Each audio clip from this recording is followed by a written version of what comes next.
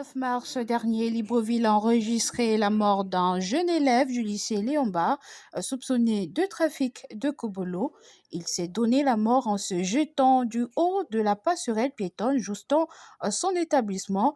Que vous inspire ce drame et que pensez-vous des craintes judiciaires qui pèsent sur les jeunes impliqués dans le détournement de ces produits?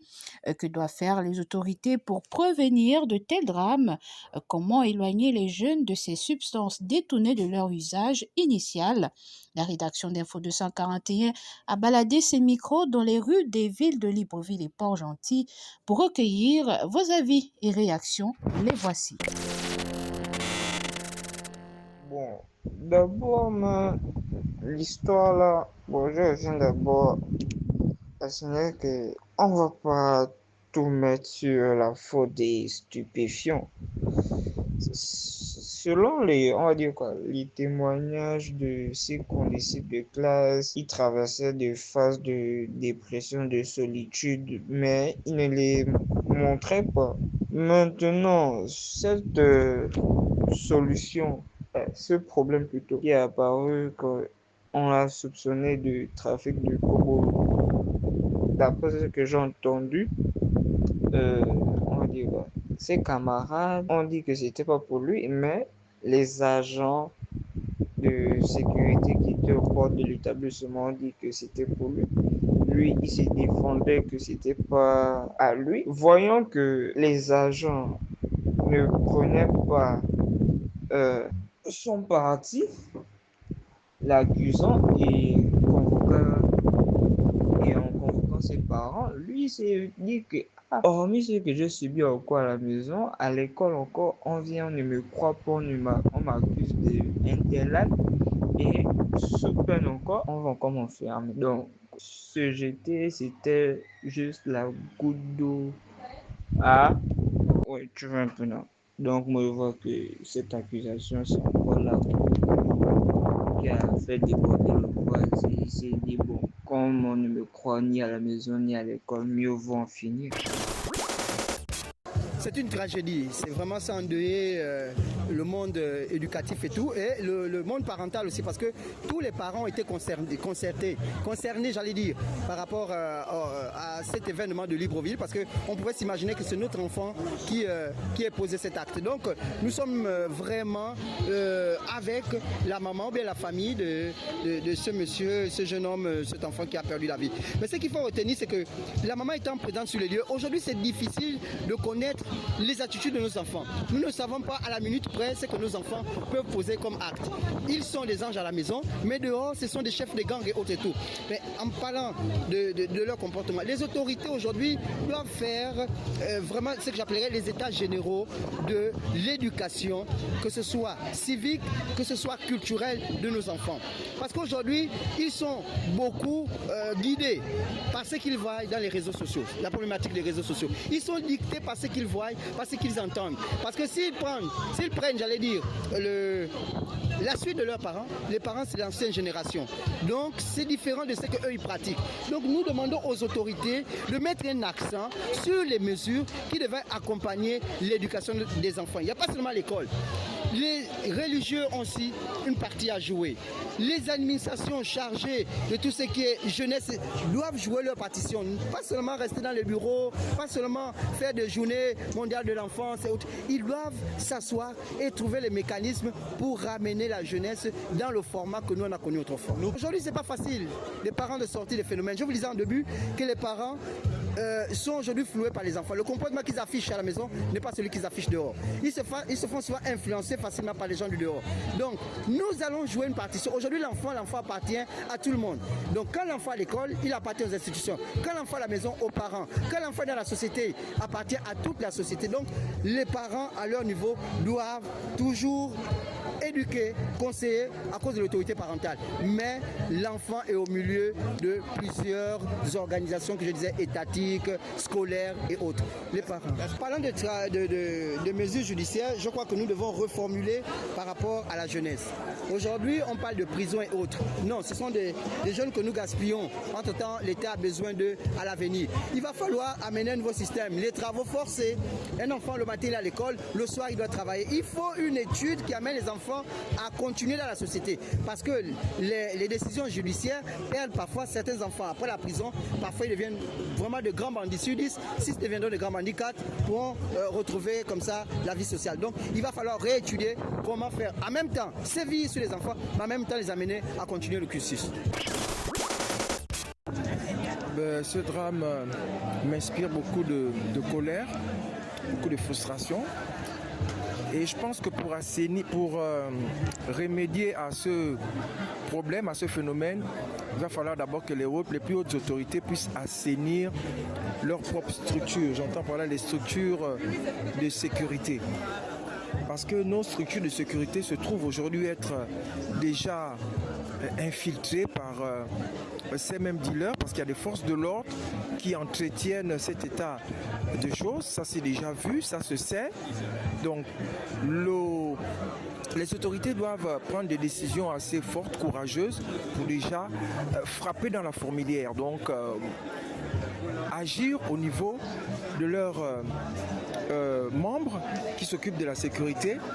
Si déjà ce côté-là est assaini, dans un deuxième temps, il devrait avoir des mesures un peu plus dissuasives, parce que les peines accordées à ce type de délinquants, à mes yeux, sont trop faibles jusqu'à maintenant.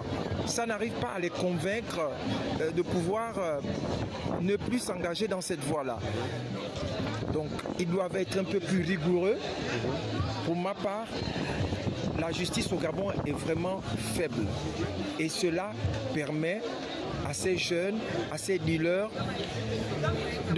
d'aller toujours de l'avant, sans frein, et sensibiliser aussi les parents. Les parents doivent jouer un rôle très important dans les foyers pour sensibiliser leur progéniture, afin qu'ils soient tenus à l'écart, qu'ils se tiennent à l'écart de ce type de pratiques. Parents, comme je disais tantôt, nous devons beaucoup miser dans la sensibilisation. En fait, on ne doit pas faiblir, on ne doit pas se décourager, parce qu'il faut toujours parler. Il faut toujours mettre votre enfant face au danger qu'ils encourent s'ils pratiquent, s'ils s'adonnent à ce type de pratique. Mais si on se dit que bon, on a déjà parlé et qu'on baisse les bras, je ne pense pas que c'est une bonne chose. Il faut toujours parler, toujours répéter les mêmes choses pour que cela puisse pleinement s'imprégner dans les cœurs de nos tout-petits. Moi, je parlerai même pas de crainte ici, parce qu'eux ne craignent rien du tout. Parce que les mêmes petits qu'on attrape, dans une semaine, vous revoyez les mêmes petits venir vous narguer voilà, devant votre porte ou au quartier, parce que pour eux, la prison ne leur fait plus peur. Pour eux, c'est normal. Donc, quelqu'un aujourd'hui est capable de te dire que moi, je peux faire la prison pour toi. La personne se balade avec un poignard, il peut te poignarder et il te dit que moi, je vais sortir dans 2 mois, dans 3 mois. Voilà quoi. Donc, il n'y a vraiment pas à avoir peur. Il n'y a pas de crainte à avoir, parce que les peines sont dérisoires, pour ma part. En tant que parent, vraiment, c'est triste. C'est triste de voir un jeune, surtout un élève de classe de seconde S, se donner la mort comme ça, on va dire gratuitement, parce qu'au départ, on n'a pas su, on ne connaissait pas les raisons pour lesquelles il se serait jeté. Mais avec les informations qu'on écoute ici, ça et là, on constate qu'il serait jeté de la passerelle parce qu'il aurait, soi-disant, été accusé de vente de produits stupéfiants. Et vraiment, c'est des choses qui sont profondes. On parle de ça comme ça, mais si un enfant de cet âge a la possibilité d'avoir les stupéfiants et de commercialiser ces produits, ça veut dire qu'il y a des adultes qui sont derrière. Et cet enfant est parti, et nous savons que ce n'est pas le seul dans cette situation. Vraiment, ça nous attriste tous en tant que parents, en tant que voisins, en tant que gabonaise. C'est triste que notre jeunesse soit confrontés à ce type de problème. Moi, je pense que pour prévenir de tels drames, il y a un travail véritable qui doit se faire. Depuis d'abord, on parle d'autorité, d'abord depuis les familles. Les familles doivent savoir réellement quels sont les amis, on va dire encore quoi, de leurs enfants, quelles personnes leurs enfants côtoient nuit et jour, que ce soit à l'école comme au quartier. Les autorités, par contre, moi ce que je dirais, c'est qu'ils aient un regard. On parle d'autorité, on parle des chefs d'établissement, on parle des enseignants, on parle des surveillants, qui est de la fouille tous les jours. Et qu'au moins l'autorité place quelques agents de police aux abords des établissements. Ça pourra dissuader ces enfants-là qui s'adonnent à cette pratique.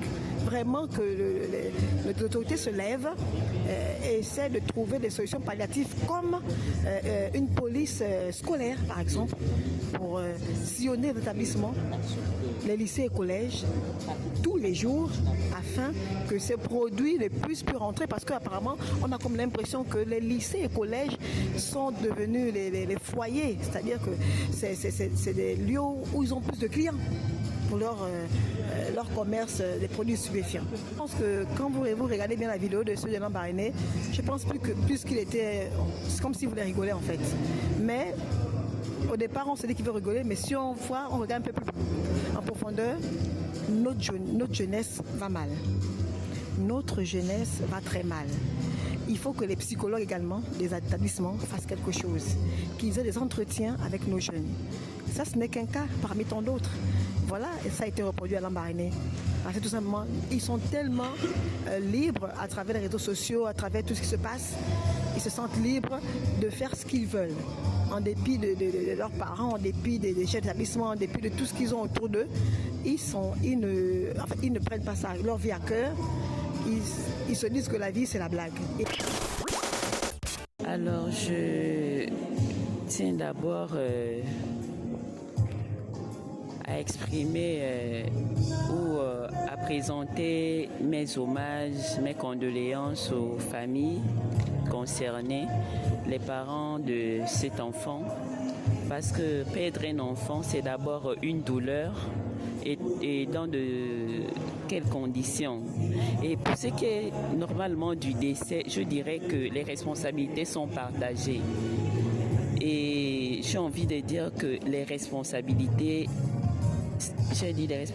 sont partagées et les torts également. Parce que si on prend le volet de responsabilité, on parle du proviseur. Est-ce que sa méthode a été professionnelle? Est-ce que sa méthode a été bonne? La question reste posée. Et si on va prendre au problème des stupéfiants, trafic de stupéfiants, on sait que ce n'est qu'un cas parmi tant d'autres. On sait que la jeunesse gabonaise est en train d'atteindre le pic en ce qui concerne le trafic et la consommation des drogues. C'est vrai que les autorités judiciaires font leur travail, mais à ce niveau, on va dire qu'il y a un problème de fond. Il y a un problème de fond à régler. On a l'impression que le problème est réglé dans la forme et le fond reste parce que la racine du problème est là. Pourquoi ces enfants s'adonnent à de telles pratiques? On peut les enfermer autant qu'on peut. On peut attraper toute la jeunesse, on va enfermer. Est-ce que ça va régler le problème? On ne sait pas. On essaie de poser des questions parce qu'on voit tout ce qui se fait au quotidien. On les punit. Ils sont incarcérés. Ils sont, je ne sais même pas comment, ils sont punis. Mais on a l'impression que la gangrène est là. C'est déjà une chaîne qu'on ne peut même plus... c'est déjà un problème qui a des tentacules assez enracinés. Mais ce que je dirais concernant les solutions, c'est que dans les établissements, il y a des psychologues.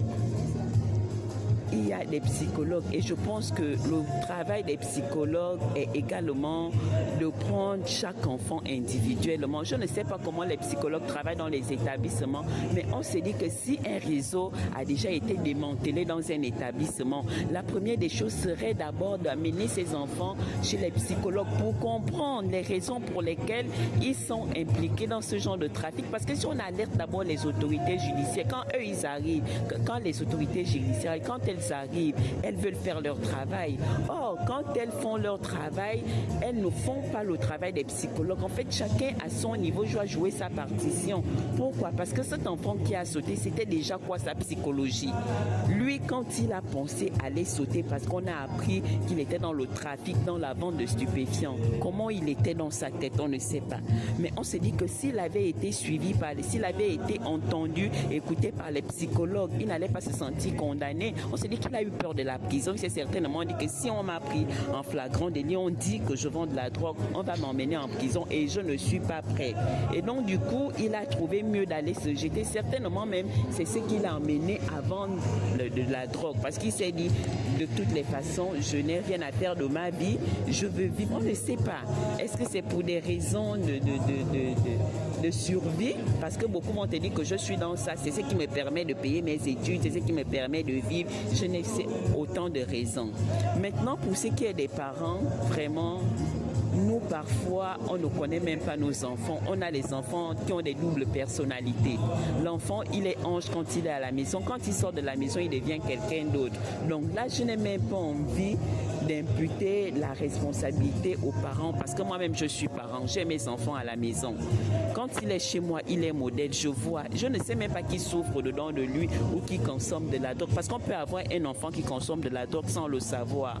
Il le fait quand il est dehors. Il s'arrange à ce que quand il va rentrer à la maison, les effets ne soient plus trop visibles ou je ne sais pas, il essaie de jouer un rôle où il sait comment se comporter à la maison et comment se comporter quand il est hors de la maison. Vraiment que chacun à son niveau essaie de jouer sa partition pour que notre jeunesse se retrouve, rentre dans sa destinée.